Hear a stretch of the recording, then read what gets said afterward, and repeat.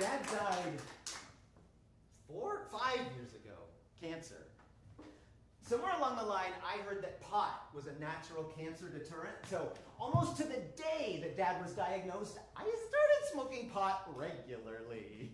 So when the results of my PSA came back a little bit high, I was not the least bit concerned. When that same number doubled 2 weeks later, I started worrying a little. After the biopsy, the doctor said a lot, but mostly what I heard was, you may have blood in your ejaculate for the next several weeks. I had a question. How long should we wait to, he said 3 to 5 days, minimum. Piece of cake. When I saw him for the results 2 weeks later, he asked if and how many times I ejaculated since the biopsy. That was easy. 14 minus 3, 11. And then I said, you were right. That first time was like if Stephen King wrote hardcore porn. It was CSI My Penis. And it was different every time, too. Like the color was being picked by some random word generator that could only use the lyrics in the title song from Joseph and the Amazing Technicolor Dreamcoat. There was one color it landed on a couple times. I will never be able to drink Yoo-Hoo again. That's when he told me I've done an amazing job of clearing out the pipes. He said most guys, after Carrie White comes out of their penis, they don't go back to the prom for several weeks. Then he gave me a doctor's note that said I should ejaculate as much as I possibly could before the surgery. Then he told me I had prostate cancer. That's not possible! I smoke pot regularly! Turns out, pot is not, in fact, a natural cancer deterrent. I have learned so much in the last few months, like, not so fun fact, did you know that after a radical prostatectomy, you no longer ejaculate? This was devastating news. I love to ejaculate. And I'll say it, I was good at it too. If ejaculating was an Olympic sport, I would have limped home with the gold every time. There's a version of this show called Puppetry of the Ejaculate. You're in the splash zone. Seriously. It was like my superpower. I could hit a moving cat from across the room. Or aloha, the Hawaiian Islands across my belly. I almost had the solar system, but I could never get enough for Jupiter. Saturn's weirdly easy if you hit your nipple just right. When my husband and I found out that my man cannon had an actual expiration date, we got busier than ever. At one point before the surgery, we were up to 8 shows a week. Equity stepped in and said that if we added another Wednesday matinee, I had to hire an understudy. Did you picture those auditions?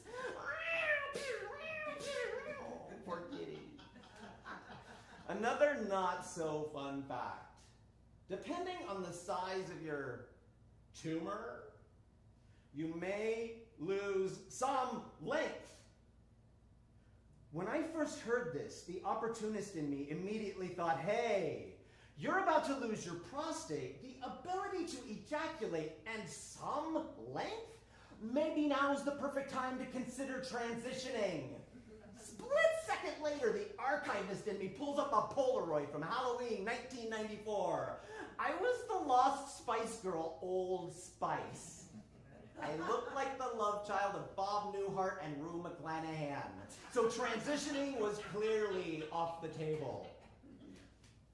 As a confirmed FOMosexual, I really hate the idea of missing out on anything, so I thought I should make a list of things I might miss out on once the surgery happens. And to my amazement, I could only come up with one thing to put on that list, so I brought some home the week before the surgery.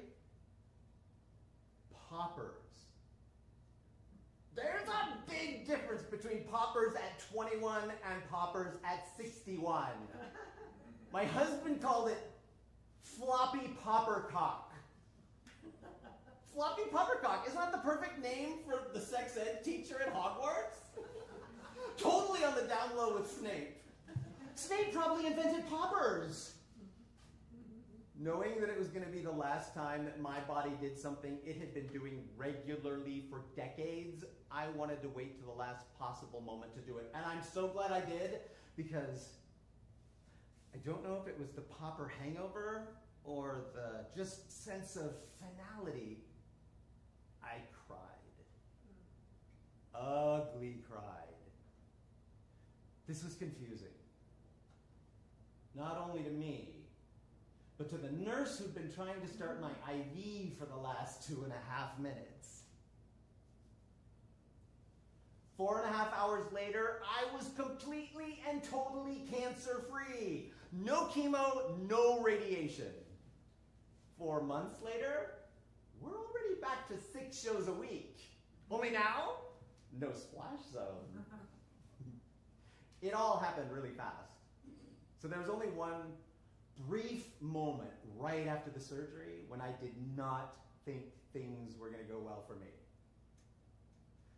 And in that moment, I realized, of all the people I've written songs for, how have I not written one for him?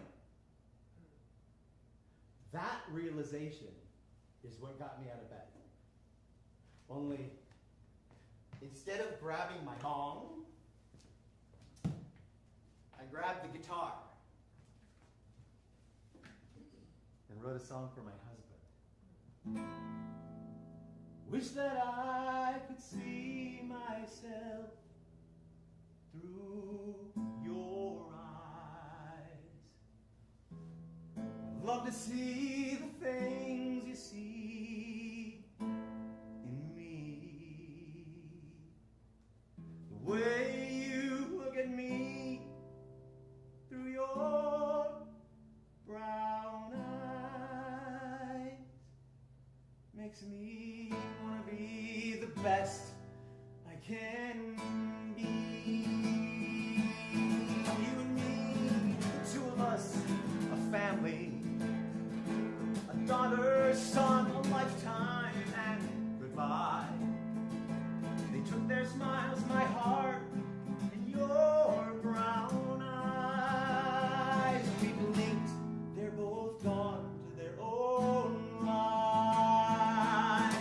Never know they were here looking at us now, but they left their